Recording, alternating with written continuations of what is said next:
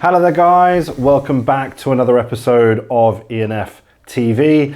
Today you will notice that we're not actually in my living room again, we're actually out and about with my very good friend LV, who is the MD of the Zetter Group. LV, thank you so much for having us today. Thank you for having me. Can you just tell us where exactly we are at the moment? So we are sat in Zetter Clerkenwell, our second property in London that is nearly 10 years old now. 15 years old. Got my numbers wrong. I got mixed up with Marylebone actually. So we just sat in one of our meeting spaces. We call it the dining room, and yeah, welcome. I can't believe this is a meeting room. This is incredible. Stepping into the hotel, it was interesting actually, just before we go into the interview, but just stepping into the hotel, it was something that you mentioned earlier off camera where there's that less of a barrier when walking into a hotel. It felt very much like I was just walking into a living room. And the staff came straight over, look, do you want to sit down? Do you want to hang out or whatever? And I was like, oh, I'm doing some filming. They were like, don't worry, it's fine, just take your time. And I was like, okay, cool. And I immediately just started to calm down almost. Yeah. So it was beautiful how it all sort of came together when I walked in. And then stepping into this dining room is, guys, there's not often that we get to do these episodes in such beautiful places, such quirky and interesting hotels, but I feel very privileged to be here. So thank you so much for having us. Pleasure. Just before we get into the episode, please don't forget to like and subscribe to the channel. We are trying our best to create the best content that we can with the best industry leaders that we can find to get on the channel. How did I get onto this then? By accident. I'm glad that we've finally been able to do this, to be fair. But please do like and subscribe and let us know what you think about this episode in the comments down below. So without further ado, LV. Yes. Welcome to E&Ftv. Thank you. Thank you so much for this beautiful cocktail, by the way, that was just made a moment ago. It's awesome. So without further ado, let's hear about you. Obviously, at the start of every episode, we'd love to hear about our industry leaders, how they got to where they are now. A lot of our audience are university students. They want to get into a leadership role at some point in their career, and they love hearing about where people started and how they got to where they are. So please do. I'm going to hand it over to you. Tell us all about it. Yeah. So, like I said, my name is LV. Everyone just calls me LV for short because it's much easier for everyone, really. I came to UK 17 years ago now. I came here as a student. I wanted to study, and I did study international business. Right. And then about 2 months into my studies, I realized I got a lot of free time in the evenings. Yeah. Wrote a CV, dropped at a local hotel, and as I was walking out of the hotel, GM kind of chased me saying, "Can you start tomorrow?" I was like, "Sure, as what? What do you want me to do?" So I kind of started as a waiter, as a kitchen porter initially. It was an airport hotel. It was very much kind of, like a conveyor belt. People were checking in, checking out. I think average length of stay in that particular hotel was something silly like 6 hours or something along those lines. It was very quick, very in and out. And basically, as I was studying at university, I was doing my international business degree. I was beginning to progress through my career in the hospitality world. Very quickly, I kind of realized that whatever I was learning at uni, actually straight away I could feel, sense, touch almost, and use at work as well. Yeah. The moment I finished my studies, got my degree, my boss straight away kind of came to me and said, would you like to stay with us? Would you like to, give you a small promotion? So long story short, that's how I started this business, and I've done every single role you can imagine in the hotel world. Right. Having started in the budget sector, I kind of ventured into revenue management eventually, which I really, really enjoyed. And then, back to GM, being a GM for lifestyle. Went to do another lifestyle concept, and then, ended up here as an MD looking after 3 hotels, which is very interesting. And it feels that every single day, whatever learnings I took over the last 17 years, I use it here. So it's almost like there's not a single day that goes by that I think, I learned this lesson in that place or that lesson 20 years ago, whatever that may have been, 10 years ago. So this role now, my responsibilities now are very much kind of a sum of all those things that I have done previously. Yes. And it's building on that experience. That's me. I was going to say, the combination of commercial and operations must be a real powerhouse of a skill set as a combination. Do you think that your commercial background has helped on your operational side, and you also think that your operational side has also helped on the commercial? to give you a broader view of the whole landscape of the business. And I mean, can you give us a bit of insight into that? Because I know that's not something we previously discussed, but it is quite a unique element to you in that sense. I don't think I'm the only one. I've now met more people like myself that kind of gone through this experience, having done different departments, different roles. Sure. But when I started 17 years ago, that was quite rare. Most of the GMs that I met at the time were F&B based. You know, they were banqueting managers, they were, you know, restaurant managers. And somehow at the time that was a attitude, I suppose, by the owners, maybe the management companies, that if you want to be a GM, you need to come from F&B background. Right. I still, to this day, don't quite understand the full logic. I've never, again, back in the day, I never met a GM that was a revenue manager previously. I never met a GM that was a sales manager previously. Right. It was always somehow based on F&B. I think part of that was because F&B historically was always this kind of busy environment with a lot of people, tight deadlines. You know, you got 100 people in the bank, you need to serve them. So if you can do that, you can be a GM. I think maybe that was partially the mentality. But then you took those people and you put them in much more commercial roles, like a GM. Suddenly you get finance to look after, you got revenue to look after, you got sales to look after, you got now marketing and PR and all these things that have evolved massively again over the last 17 years, ever since I started in this. You know, a lot of them were kind of almost avoiding those other disciplines just because they were complicated, they were new, they were coming about. You know, hospitality industry was borrowing heavily from other industries, retail in particular. You know, everything that kind of happened, that digital revolution happened in retail, came to hotels, hospitality eventually, which is great. And I think a lot of those original F&B people maybe struggle sometimes. Yes. So kind of going back to me, I never wanted to be stuck anywhere. Yeah. I always considered myself a bit of a geek. Before I started international business, I wanted to be a developer. I wanted to do coding. Right. I spent 3 years, my weekends, learning how to code and all these kind of things. And then I did that. I was like, I actually don't want to be in front of a computer 24/7. Right. So I decided to study international business. And that led me into hospitality. Sure.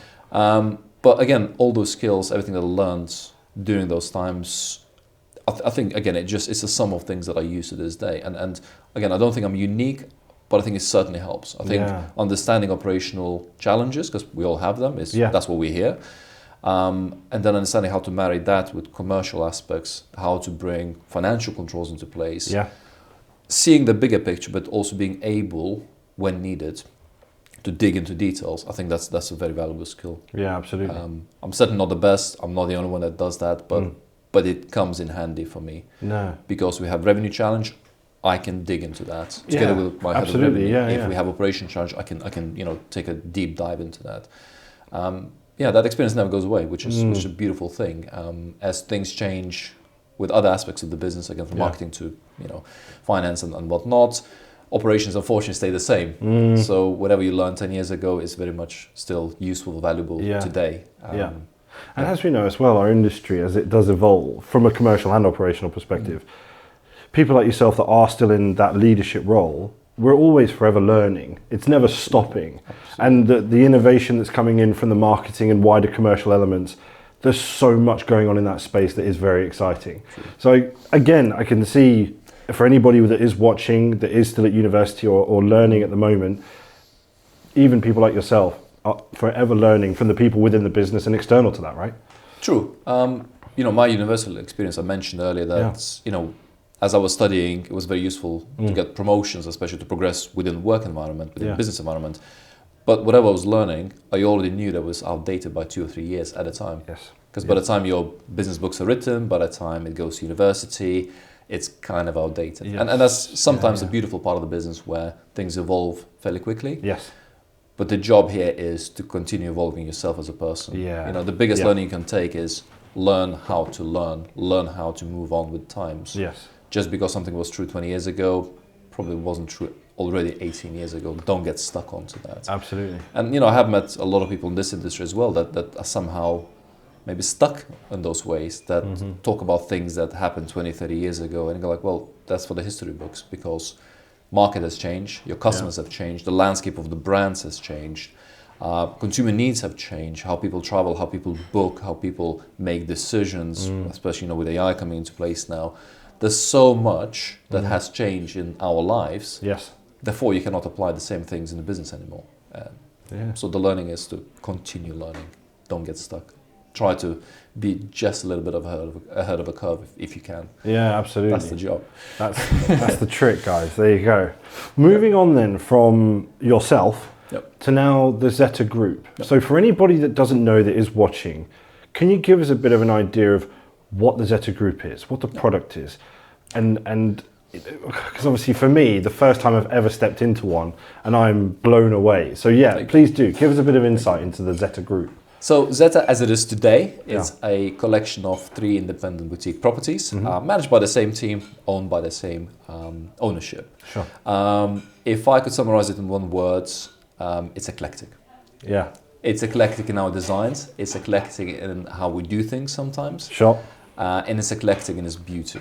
And I think a lot of our customers see that, appreciate that, and I think that's what makes us very, very different. Yeah. We pay a lot of attention to our customer service, naturally. Yes. And that's not a learning that I took previously in my career. You can build anything. If you don't have the right people to do justice to those buildings, to those design decisions, to that kind of concept, whatever the concept may be, it all falls apart. So building it, having it, is not enough. Running it, managing it, and having the right people to then appreciate those spaces. That's the key to success as well. You can have old hotels and you have the most amazing staff, or you can have the most beautiful luxury hotels with poor staff, and that all falls apart. So that's Zetter. Zetter is again independent. We have a lot of experimental spirit within us. We try things. Some of them are visible to customers, some of them are not. We spoke about cocktails earlier, how we make cocktails in our own the lab. Just across the road. So for anybody that doesn't know, we're just across the road from the lab that actually creates these cocktails from scratch. Unbelievable. Absolutely brilliant. They are truly one of the best cocktails in London. I can guarantee you that. And we have some awards to prove that as well, which is always nice. But that's that's part of our spirit. And whatever we do, whatever we show, whatever we serve to our customers is both good quality, but it's also has a lot of heart to it as well. I think I mentioned that earlier. That's for me. That's probably the most joy that I get out of this business is trying to marry that luxury element and that lifestyle element, where the quality does not mean that you compromise on your service, but then service cannot and should not be robotic. It should not be repetitive. It should not be inhuman. And that's the fun of the job, and that's what Zetter is. We are currently growing. We've got another hotel in the pipeline, Bloomsbury, coming in 2025. We are so excited about that. Fantastic. It's going to be the first Zetter opening in 10 years, give or take. Wow. We're very excited, but naturally there's a lot of hard work that currently is going behind the scenes, a lot of preparation, project management, you name it. That naturally is invisible to most. And it really keeps us busy at the moment, which is always a nice thing. There's a lot of people that say they're growing. We are growing. It's just a nice thing to say. It's nice to go to your suppliers, to your industry, to your friends, and say, "Look, we've got a hotel coming up. I can't wait to invite you and to have a cup of tea or coffee or a really nice cocktail with you in the beautiful garden in Bloomsbury." So we're very excited. That's us essentially. That's Zetter Group. Thank you so much. You mentioned during obviously what you were talking about with the Zetter Group, the people and it not being robotic and this sort of thing. I find it always quite interesting to find out what our industry leaders, either from an operational or a commercial perspective, what their take on in terms of empowering their people. Because I think empowerment, almost I'd say more than ever right now, is such a big deal for people's self-development, personal development, but also career development. I personally, within my business, are very much focused on propping up my guys to empower them to continue to progress. What's your attitude as a leader towards empowering your people, but also what have you seen or what's been the impact from empowering your people within the Zetter Group? I think there's layers and layers and layers to that answer. Kind of starting with your last point, development. I am a true believer that us as business leaders, or us as companies, if you can call myself part of the company, right, as part of the leader, we are here to support and allow our people to grow. Sure. However, those individuals, I think, should be in charge of their own development. Interesting. I've seen those mistakes sometimes in some bigger companies where your head of HR or learning and development comes into you and say, "Oh, I think you should do this course. I think you should do that course." And we have the tight budget, and everyone's got tight budgets, especially post-COVID. We all have the same pressures. So I think to make it successful, you need to bring that spirit of freedom to your team, to which they would hopefully cling on, own it, and then they say, actually, LV, I want to do this course. Yes. May not be relevant to my today's role, but actually I think it's going to be useful for my future career. Sure. So it's creating that feeling where people, A, feel free to come to you, and B, have that energy to say, actually, I want to do this. I want to learn. I want to progress. I want to maybe get shadowed. Maybe want to get a mentor somewhere. Yeah. So LV, do you know someone that does this thing in the industry or outside that I can maybe speak to? Yeah. And that's broadly speaking my attitude. It's, again, I think we all sat in our careers through tedious performance reviews when, you know, if someone has a form and then they kind of score you, and then you go like, yeah, you don't really know what I do on a daily basis. How are you giving me this percentage point, you know? Yeah. Or worse, you get your line manager that also doesn't know what you do on a daily basis. Yeah, so it's that, I think. For me, empowerment starts probably prior to recruitment, generally speaking. I'm always very conscious when I hire people, I first and foremost define what I want that person to be. Sure. Situation business changes, you get one person leaving, you then got an opportunity to maybe revamp the role or revamp the responsibility. So for me, that's always a starting point. So I tend to write very simple, straightforward, bullet point driven job descriptions. Yes. We want this person to be A, B, and C, and for him or her to do da, da, da, da, da. Yeah. That's number one. And then try to find the best person to fit that role. Once you find the right person, give them the best induction you can. Yes. And then, if all goes well, set them free. Because if your first 2 or 3 stages went well, then actually you don't need to micromanage them. No. Check in with them, have a rhythm, agree on the rhythm to say, I need A, B, and C by these dates, and this is why, whether it's ownership that needs something, or I as a MD need something, but be very clear what's needed, why it's needed, and let them be. That is my thing. You know, when I was a younger manager, I used to micromanage people. I think a lot of people do the same mistake, and it's a good thing to go through, just as long as you don't get stuck onto that. So yeah, I made those mistakes where I maybe didn't give my people, my team enough freedom, or didn't give them enough trust. And I stopped doing that now. Because my motto at this stage is, if I hired you, that means I trust you. Yes. If I trust you, I'm not going to be micromanaging or chasing you every 5 minutes. Because of the reason you brought them on? Exactly. Right. There's a reason why you're with us. I trust you. Crack on with it. And that doesn't always work and that's out. delivered. That's delivered, obviously, in general for the business and you, with regards to your people, Yeah. And then, you know, in the long term, I want all of those people that I work with today or have worked in the past, I want them to progress. I don't expect them all to stay with Zetter Group forever. No. I want them here to be comfortable, safe. I want them to, you know, speak their minds and everything else. But I don't want them to stay here forever. So if a better opportunity comes along for them, I don't want them to go, but I'd be happy for them, and hopefully it's because of the time at the Zetter and the learnings that they kind of took on, that they're able to get promotions and, you know, bigger pays and more responsibilities elsewhere. When we are as a Zetter, we can't deliver that. So that's the plan. It's look after people while they're with you. Yes. Support the growth even beyond your own company. I think that's my motto for now, at least. And again, if the proof is bringing it back, if it's delivering for you, then you know that your attitude towards it is working. I suppose moving now on to my actual final question, which is, what's the future hold for Zetter? You said about obviously the Bloomsbury coming. But you know, what's exciting? What's coming? So the plan is, and again, we continue working hard on that, growth. Growth, however, needs to be organic. We want to either find the right properties, right locations. You know, our properties, our assets, they need to have spirit. They need to have some sort of feel to that. They need to have identity to them as well. We, as a brand, as you can see, you know, judging by the room which we're in, it needs to have identity to it. Whatever that identity is, it needs to have that. And then as a Zetter, we want to elevate those places. We want to elevate the areas we're in. We want to elevate the communities that we are, you know, nearby and next to. And we want to elevate the buildings, the physical elements of the building as well, through our customer service, through our fit outs, and, you know, everything that we do with it. So the growth is organic. It's organic growth. We want to, you know, we take a lot of time considering things. We take a lot of time playing with ideas and toying with different aspects of those buildings. We are very, very keen to go abroad. There's a couple of maybes at the moment abroad and in European countries for the moment. But yeah, it really depends on what comes to market. Can we make it work? Yeah. Does it work? Does it fit the current estate?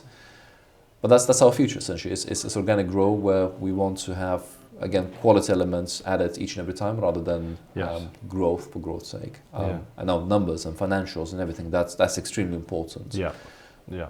But that's not the driver with the Zetter. The driver is the quality, the driver is consistency, and making sure that we don't end up doing cookie cut experiences in each and every property. It needs to be unique to each other. There's going to be naturally a foundation of the Zetter that kind of weaves through each and every building, through each and every hotel.